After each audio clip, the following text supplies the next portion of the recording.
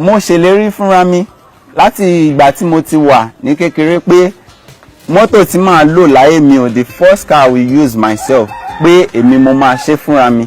Mo dẹ̀ gbìyànjú ẹ̀, Ọlọ́run dẹ̀ dé ìgbìyànjú mi, ó dé ládé. Òun mo ṣe ilé.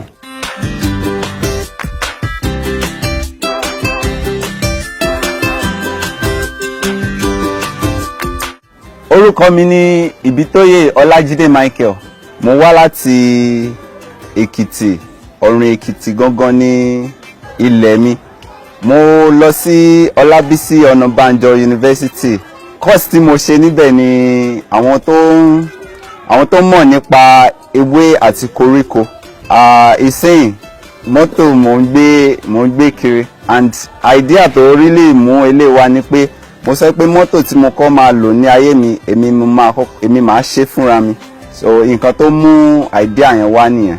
Mo ní opportunity torí pé láti ṣe mọ́tò yìí, torí pé dádì mi jẹ́ mechanic. Ìgbà kékeré ni mo ti máa ń tẹ̀lé wọn, but bí mo ṣe ń lọ bẹ̀ náà mo ṣì ń kọ́ ìmọ̀ díẹ̀díẹ̀. So òun ló fún mi ní ìdánilójú pé tí mo bá bẹ̀rẹ̀ mọ́tò yìí o, mo máa ṣe tó máa rìn. And then ìgbà tí mo bẹ̀rẹ̀ mọ́tò yìí mi ò mọ anything nípa ká jó irin pọ̀, ṣùgbọ́n torí nǹkan tí mo dàníyàn ni mo ṣe sọ fún àwọn bàbá tí mo wà lọ́dọ̀ wọn pé kán kọ́ mi bọ́n ṣe ń mú ọwọ́ tongue ìyẹn tán fi ń jórin. Mo dẹ̀ bẹ̀rẹ̀, ọjọ́ tí mo bẹ̀rẹ̀ mo fọ́ lójú fọ́jọ́ 4, bọ̀ ṣùgbọ́n ọjọ́ 5 kò sí nǹkan tí ẹ lè gbé wá tó jẹ́ irin tí mi ò lè jó. So nǹkan tó really dálé mọ́tò yẹn gangan nìyẹn. Mo bẹ̀rẹ̀ ní July 19, 2017. Ìgbà yẹn mo ṣe wà ní school. So díẹ̀ tí mo ṣe, mo máa ń wá láti school láti wá jó irin pọ̀. Mọ́tò náà ló sọ mí di welder. Mi ò mọ̀ nípa pé ká jó irin. So nígbà tí mo rí pé owó yẹn àwọn owó tí mò ń rí láti ilé ó kéré. So mo wá ń ṣàjọ títí tí mo fi ra irin. Ìgbà tí mo dẹ̀ tún lọ ṣe NYSC mi náà, mo ṣe ní Ondo State. So gbogbo owó tí mo rí níbẹ̀ mo ṣàjọ. Ìgbà tí mo ṣe tán mo tún wá ná ní orí mọ́tò yẹn, ṣùgbọ́n bí mo tún ṣe ná náà kò rìn. Bí mo ṣe bẹ̀rẹ̀ sí ní ta àwọn nǹkan tí mo ní nìyẹn láti pa owó gbogbo tó máa fi parí láti papọ̀. So ọdún 3 mo lò láti ṣe mọ́tò yìí, but reason tí mo ṣe lọ́dún 3 ni pé kò sí owó. Ká ní pé owó wà ní kò gbà mí ní oṣù kan láti tò gbogbo ẹ̀ papọ̀.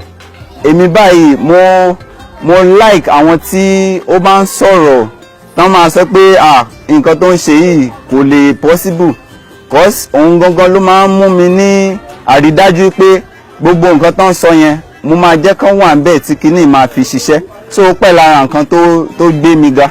Ìpèníjà tí mo tún ní òun ní owó, materials, àwọn irinṣẹ́ tí mo máa ń lò.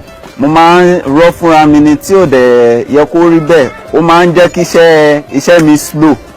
Mo dẹ̀ ní àwọn ìpèníjà láti ìgboro. Most of àwọn èèyàn máa sọ fún mi pé báyìí ṣe báyìí, but ṣùgbọ́n téèyàn ò bá ní irinṣẹ́ téèyàn máa lò, kò sí nǹkan téèyàn lè ṣe sí. Láti ìgbà tí mo ti gbé síta, kò sí ọjọ́ tí mo gbé síta o, inú àwọn èèyàn dùn ni. Àwọn míì gan á tún fún mi ní owó pé kí n fi ra epo. Tá máa ṣàdúrà pé a máa ṣe lọ, pé púpọ̀ la máa ṣe o. Mọ́tò yìí ò tí ì parí báyìí. Nǹkan tí mo need láti ṣe ń sìn ni pé mo fẹ́ cover ẹ̀. So tí mo bá ti cover ẹ̀ ló ṣe máa jọjú. Nísìnyí frame ló ṣì wà. So bó sì ṣe wà ń frame yẹn ó sì ń rìn. So mo máa need láti cover ẹ̀. Nǹkan tó ń dá mi dúró gan nìyẹn. Lóòótọ́ mo kọ́ ìmọ̀ ìjìnlẹ̀ nípa koríko tí àwọn olóyìnbó ń pè ní plant science.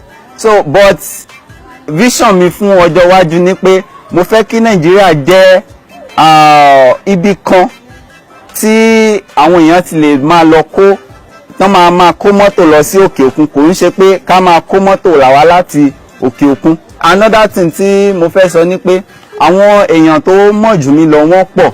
So mo fẹ́ lo avenue yìí láti kó àwọn èèyàn jọ tí wọ́n ní ìmọ̀ ìjìnlẹ̀ bíi ti tèmi.